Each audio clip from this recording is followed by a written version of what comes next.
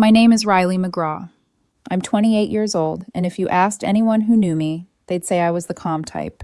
The one who talks things out, never raises her voice, never acts impulsively. But that night, calm felt like poison in my veins. It was a Thursday evening. I'd just come home from work, changed into sweatpants, and was scrolling through food delivery apps when my boyfriend Jason Miller, 26, texted me, "Hey babe, can't talk right now. Having dinner with an old friend. Be home late. Don't wait up. Love you." No red flags, right? Except something about old friend made my stomach twist. Jason always said who he was meeting always, and love you felt too prepackaged, like an automatic response. I told myself to stop overthinking. But then I remembered something: we share our locations. It was his idea months ago, after I'd worked late and didn't answer his calls. For safety, he'd said so. I always know you're okay. So I opened the app. Jason's little blue dot appeared, not downtown, not near any restaurant. No. It was 20 minutes away at an apartment complex I knew too well. Daniela's. His ex-girlfriend. The one he'd dated for 3 years before me. The one he swore he barely talked to anymore. I stared at the screen for a long time. My heart wasn't racing, it was still. That eerie quiet before a storm. Maybe she's part of a group dinner, I whispered to myself. Maybe it's innocent. But my gut, the same instinct that saved me from bad clients, bad friends, and worse men, was screaming no. I checked again.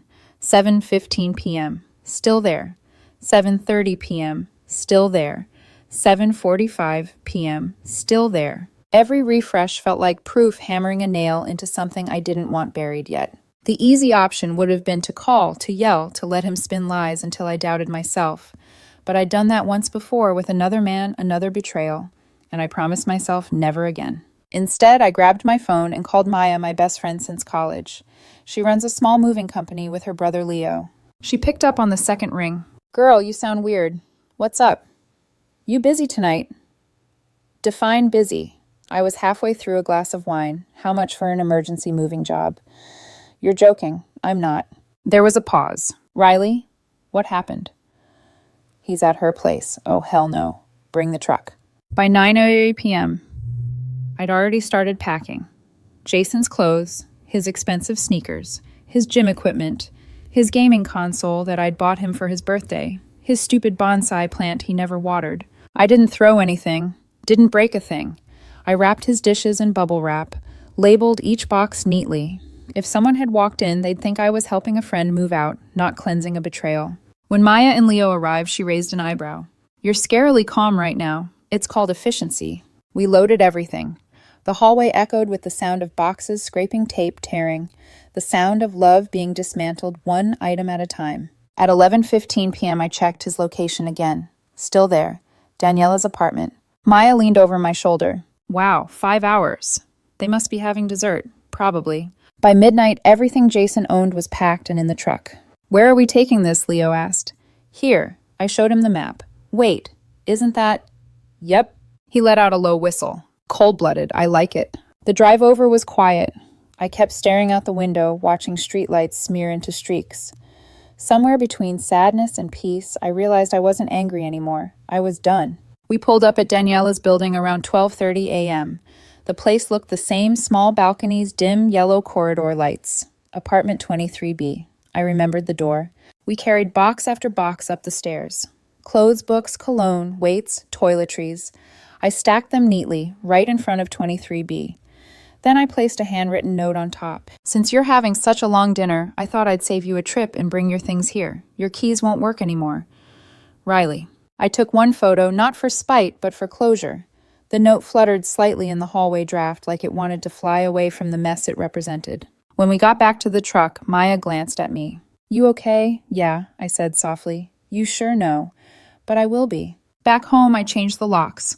Cost me $450 for emergency service, but it was worth it. By 2 a.m., my condo was silent. Every trace of him gone. I should have cried. Instead, I sat on the couch, phone in hand, watching his little blue dot stay frozen at Daniela's apartment until nearly 100 a.m. And in that strange, quiet moment, a small, almost cruel smile crept across my face. He wanted to be there, so I made sure everything he owned could be there with him. By the time the sun began leaking through my curtains, my phone was vibrating nonstop. 23 missed calls from Jason. 14 from Daniela. 12 texts from his sister Amanda. The first message on my screen read, "Riley, what the hell did you do? Are you crazy?" Then please pick up. We need to talk. Then finally, you're being dramatic. Nothing happened. I didn't reply. I just watched the words pop up one by one like lies rehearsed for an audience. At 6:40 a.m., the doorbell rang. Hard. Then again. 3 sharp hits. Through the peephole, I saw Jason hair messy, still wearing last night's jacket, flanked by his sister Amanda, who looked equal parts furious and embarrassed. And unbelievably, Daniela was standing a few feet behind them holding a cup of coffee. Riley opened the door. "We need to talk." Jason's voice cracked.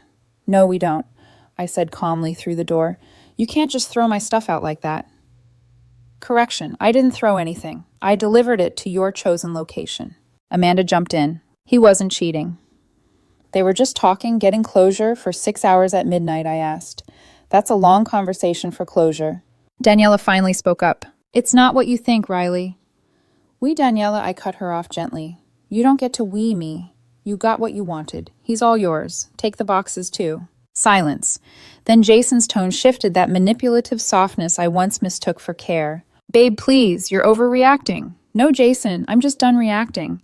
I hit record on my phone just in case. Riley opened the door. "Don't make this ugly. It's already ugly." 10 minutes later, building security arrived my doing. They escorted them out after I calmly explained the situation. The guards knew me. Jason's name wasn't on the lease. As they walked away, Jason turned and glared through the glass lobby doors. The kind of glare that said, "You'll regret this." Maybe I would, but not today. Around noon, my phone buzzed again, this time from a familiar number, Patricia Miller, Jason's mother. She'd always been polite, overly sweet, the kind of woman who called everyone honey while subtly insulting them in the same breath. "Riley, sweetheart," she began, voice syrupy. "Jason told me everything. You completely overreacted. He was just getting closure. He lied about where he was and spent 6 hours at his ex-place, Patricia. He needed emotional clarity. He could have gotten that in therapy." Her tone sharpened.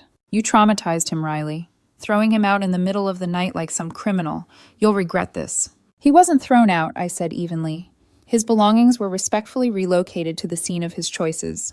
There was a pause, then a hiss of disbelief. "You're being vindictive." "No, I'm being thorough." I hung up before she could respond. By evening, the drama had officially gone public. Jason posted on Facebook, "Some people can't handle their partners having friends. Jealousy destroys relationships." The comments poured in, half his friends cheering him on, half asking uncomfortable questions. I didn't post anything, didn't respond. Silence is scarier than shouting. It lets people wonder which part of the story is missing. But the real twist came a few hours later. I got a DM request from a woman named Sophie Hale. Her message read, "Hey Riley, I'm sorry to message you out of nowhere. I'm Daniela's girlfriend. I just found out she had Jason over last night. Thank you for the confirmation. I needed it." My breath caught. So Daniela wasn't just an ex. She was in another relationship when she'd just wrecked too. I didn't reply, just stared at the screen, realizing the web of lies was bigger than I'd thought. By midnight, Jason had deleted his post, but not before screenshots started circling. The internet has a way of keeping receipts. The next morning, 2 police officers showed up at my door. My stomach sank, but I knew exactly why. "Miss McGraw, yes.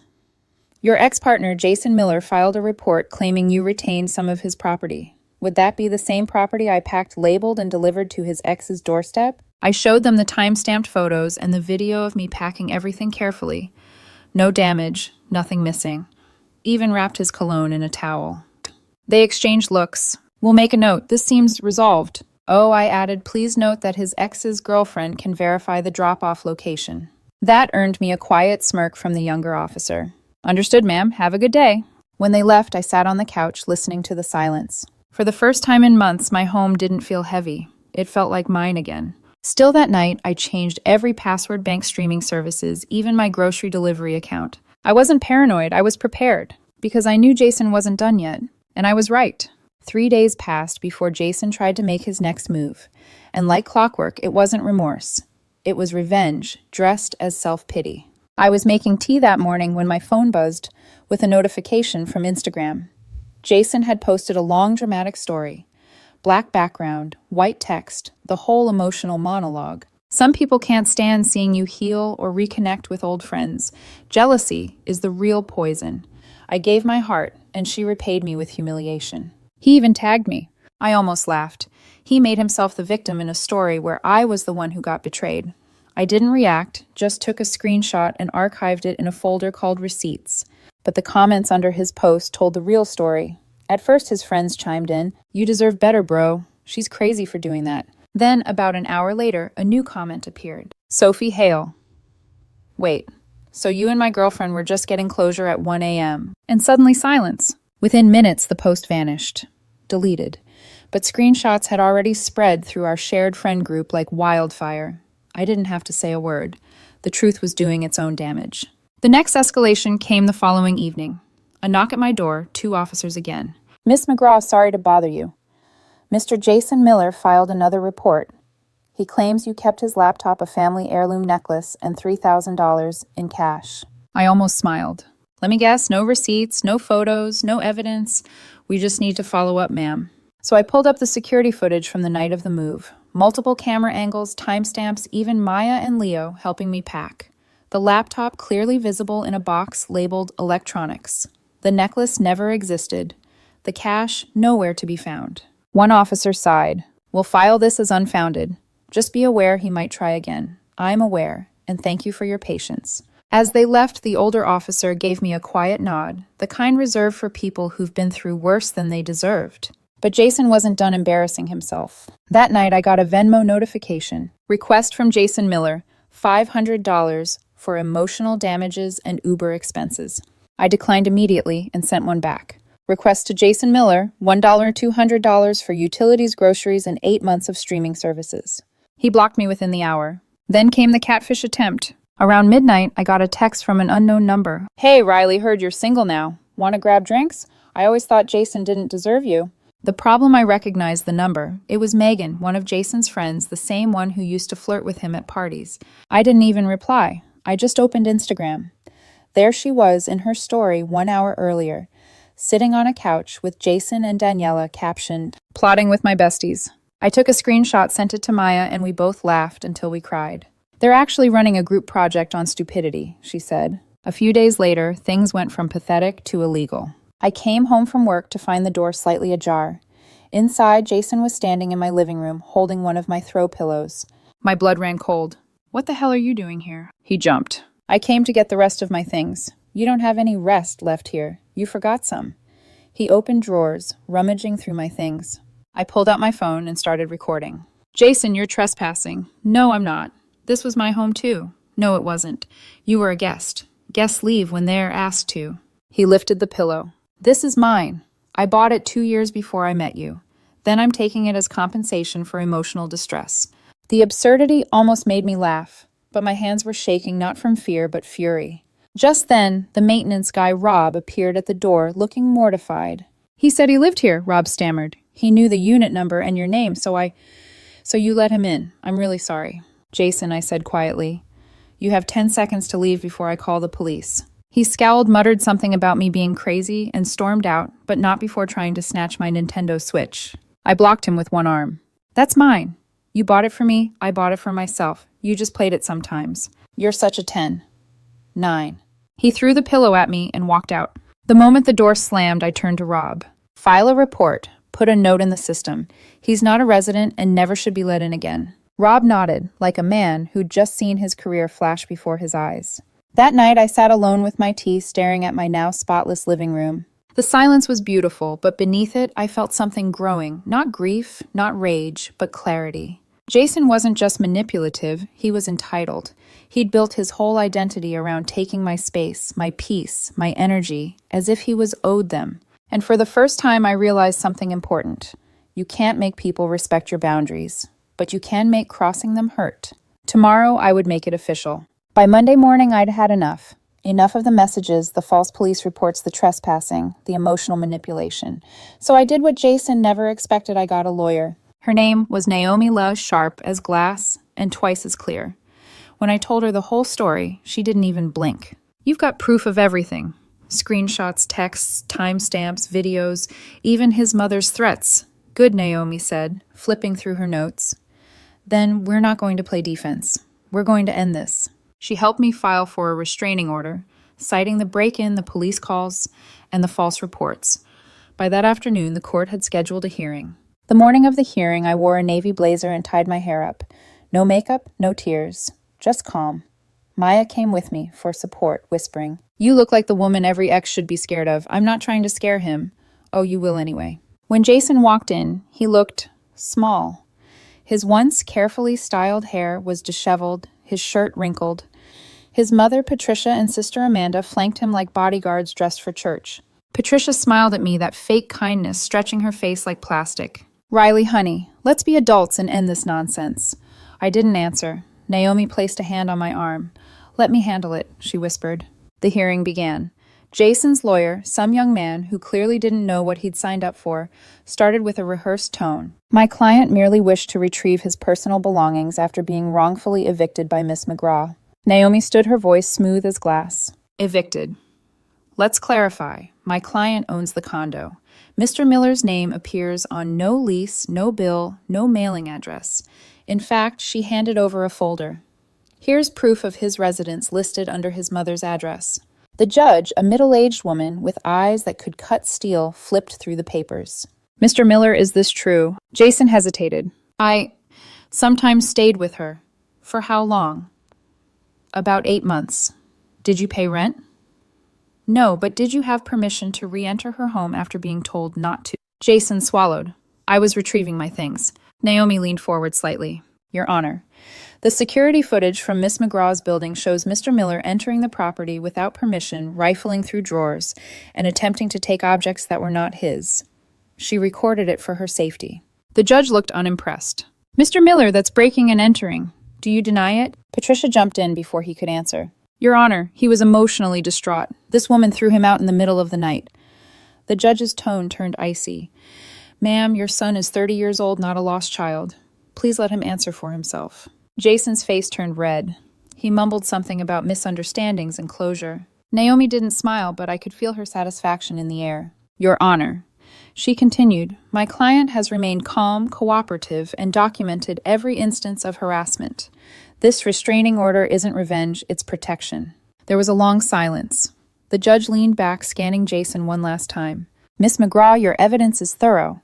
This is a clear case of boundary violation. The court grants a 1-year restraining order, effective immediately." Jason exhaled sharply, eyes wide. Patricia's mouth fell open. Amanda muttered under her breath, "You've ruined his life." Naomi packed her files neatly. "He did that himself," she said. Outside the courtroom, Jason tried to catch my eye. "Riley, please, can we just talk now? You don't have to do this. We can fix it. We can't fix what you broke." His voice cracked. "I made a mistake." "No," I said quietly. "You made choices. And I just stopped pretending they didn't hurt me." Patricia started crying, then soft, performative sobs that echoed down the hallway. "You women think you can just destroy men," she hissed. Naomi stepped forward before I could speak. "Ma'am, your son destroyed himself. My client simply refused to clean up after him." That night, I sat by my window with a glass of wine. Outside, the city buzzed, indifferent and alive. I checked my messages, none from Jason, finally. For the first time in weeks, my phone was silent. No buzzing, no drama, no pity. Just peace. And yet beneath that peace, I felt something else. Not satisfaction, not gloating. Just a slow, steady realization. This wasn't about revenge anymore. It was about closure, the kind that comes when you stop needing apologies. A week later, Naomi called me. "You'll like this," she said. Daniela's girlfriend Sophie filed her own restraining order against both Jason and Daniela. Apparently the fallout's been dramatic. I didn't laugh, but I did smile. It wasn't joy, it was justice. Still, I couldn't shake the irony. Jason had spent that night searching for closure from his ex. Instead, closure had come from me, just not the way he expected. 2 weeks after the court hearing, I thought I'd finally seen the end of it. No calls, no police, no late-night knocks. Just silence, a kind of silence I hadn't realized I missed. Then, out of nowhere, I got a message request on Instagram from Sophie Hale, again, Daniela's ex-girlfriend. "Hey, I just wanted to say thank you," for what I replied, for showing me what they were both really like. She explained that Jason and Daniela had tried to spin the story, telling everyone I'd ruined their lives. But word travels fast. Screenshots don't die. And Sophie had all of them, the texts, the posts, the fake narratives. Turns out Daniela had been living in Sophie's apartment. She'd been the one paying rent while Daniela looked for work. After everything came out, Sophie kicked her out. And with my restraining order in place, Jason couldn't crash at my place either.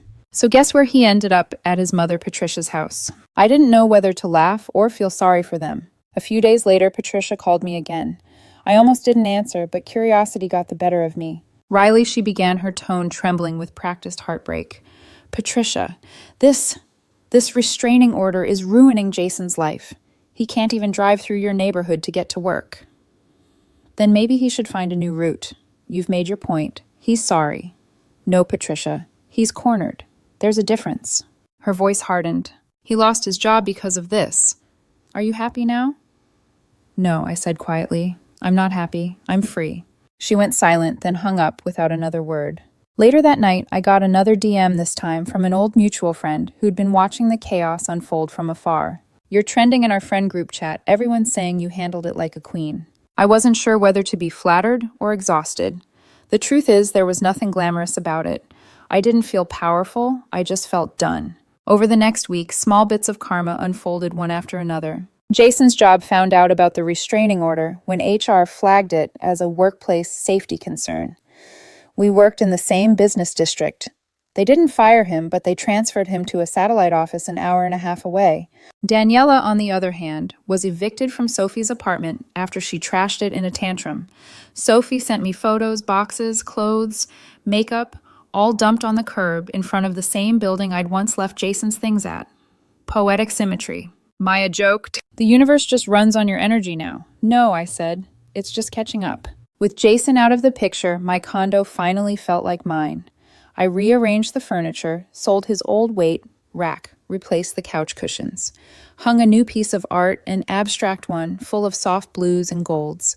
It didn't mean anything profound. I just liked how it made the room feel lighter. Sometimes at night, I'd sit by the window and think about the strange path that led here. How a simple text, "can't talk right now," had detonated my life.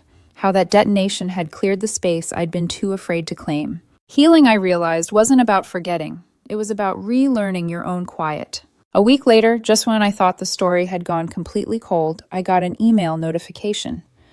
Unusual login attempt detected on your Netflix account. The location, Patricia's house. I almost choked on my coffee. For a moment, I considered ignoring it. Then impulse won. I texted Jason one last time. "Your location sharing is still on. Might want to fix that." 30 seconds later, the little blue dot disappeared. That night, I wrote in my journal for the first time since all of it began. Not about him, about me. I used to think the worst thing someone could do was betray me. Now I know it's convincing me to doubt myself. And that's something I'll never let happen again. I closed the notebook, exhaled, and smiled. People kept calling what I did revenge. But it wasn't that. It was clarity. It was boundaries. It was me finally refusing to shrink for someone else's comfort. The best revenge isn't rage.